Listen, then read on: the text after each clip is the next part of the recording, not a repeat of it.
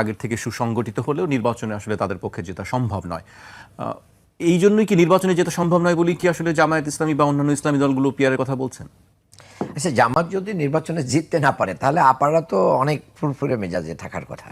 তো তখন এগুলো মেনে নিয়ে যাইতে তো ওনারা পেয়ার পদ্ধতিতেও তো নিরঙ্কুশ সংখ্যাগরিষ্ঠতা পাবেন। কাজে এটাকে ভয় করার কোন পদ্ধতিতে খেলা হলে মানে কে জিতবে না জিতবে।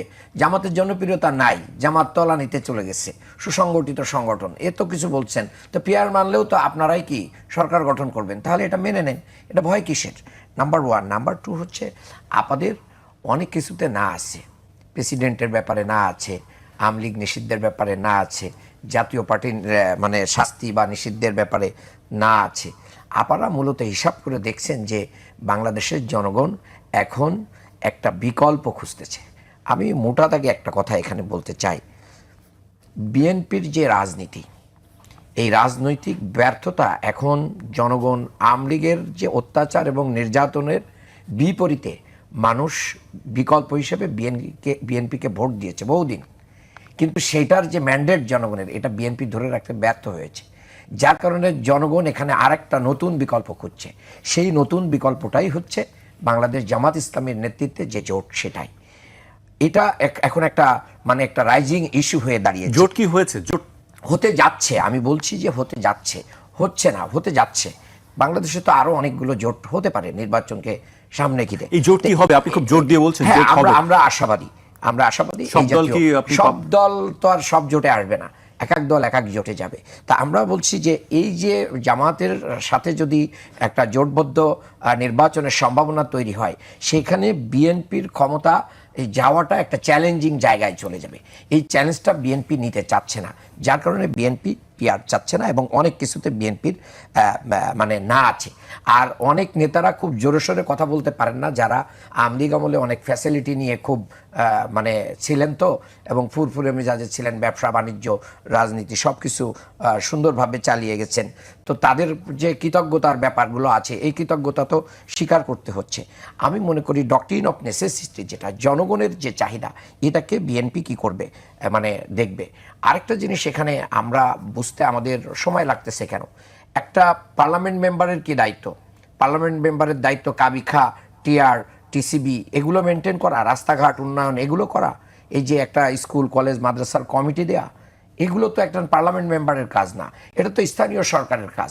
তো স্থানীয় সরকার তো গঠিত হবে, স্থানীয় সরকারের কাজকে যদি পার্লামেন্ট মেম্বার কি করে, কুক্ষিগত করে রাখে এবং সেখান থেকে পার্সেন্ট খায় এবং সেখানে বেচা কিনা হয়, সেখানে মাধ্যম দিয়ে মানে কোটিপতি হওয়ার সুযোগ, অবৈধ সম্পদের মালিক হওয়ার সুযোগ, আমরা এই রাজনীতিটাকে অফ করে দিতে চাই পেয়ার পদ্ধতির মাধ্যম দিয়ে। যেটার মাধ্যম দিয়ে মানে লোকাল গভর্নমেন্ট হচ্ছে এই লোকাল জিনিসগুলো ফেস করবেন, তারা তাদের নেতা নির্বাচন করবেন লোকালি, কে ইউনিয়ন চেয়ারম্যান হবেন, কে মেম্বার হবেন, কে উপজেলা চেয়ারম্যান হবেন, কে পৌরসভার চেয়ারম্যান হবেন, কমিশনার হবেন, এটার মাধ্যম দিয়ে মূলত জনগণেরই হবে। আর একজন পার্লামেন্ট মেম্বার কি করবেন? তিনি রাষ্ট্র পরিচালনার নীতিমালা তৈরি করবেন, তিনি রাষ্ট্রের যে সন্ধি চুক্তিগুলো হবে সেটা নিয়ে কথা বলবেন, তিনি রাষ্ট্রের ভবিষ্যৎ নির্মাণ করবেন, রাষ্ট্রের অর্থনীতিকে তিনি নির্মাণ করবেন, রাষ্ট্রের শিক্ষা ব্যবস্থাকে তিনি ঢেলে সাজাবেন, রাষ্ট্রকে বহিঃশত্রুর আক্রমণ থেকে তিনি নিরাপদ করবেন, রাষ্ট্রকে ক্ষুধা দারিদ্র্য মুক্ত করবেন, রাষ্ট্রের অভূতপূর্ব উন্নয়নে তিনি রিসার্চ করবেন, গবেষণা করবেন, পৃথিবীর দেশ বিদেশ ঘুরে তিনি এই রাষ্ট্রকে অন্য অন্য উন্নয়নশীল রাষ্ট্রের কাছে নিয়ে যাওয়ার চেষ্টা করবেন।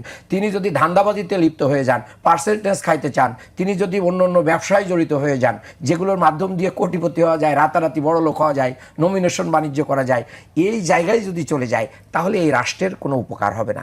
আমরা সেই জন্য বলছি যে এখান থেকে আমাদের জনগণকে বের হয়ে এসে একটা পেয়ারের মাধ্যম দিয়ে যার যার কাজকে আইডেন্টিফাই করে তাকে সেই কাজ করতে দিতে হবে। আরেকটা জিনিস আমি এখানে খুব স্পষ্টভাবে বলতে চাই, বাংলাদেশের কয়েকটা জরিপ বলছে 40 থেকে 41% ভোট পেয়ে বাংলাদেশের রাষ্ট্রীয় ক্ষমতাতে যাওয়া যায়, এবং গিয়েছেও, ইতিপূর্বেও গিয়েছে, এবং তার চেয়ে কম ভোট পেয়েও গিয়েছে। তা আপনি আমি ধরেই নিলাম 45% ভোট পেয়েছেন, পেয়ে আপনি মানে আগের সিস্টেমে পিআর বাদ দিয়ে যে সিস্টেম আছে এই জায়গার মাধ্যম দিয়ে আপনি মেজরিটি পেয়েছেন। আপনি 45% মানুষের ম্যান্ডেট নিয়ে আপনি কি 55% মানুষকে শাসন করবেন? এটা কি গ্রহণযোগ্য? এটা তো গ্রহণযোগ্য হতে পারে, এটা গণতন্ত্রের ভাষাও হতে পারে না।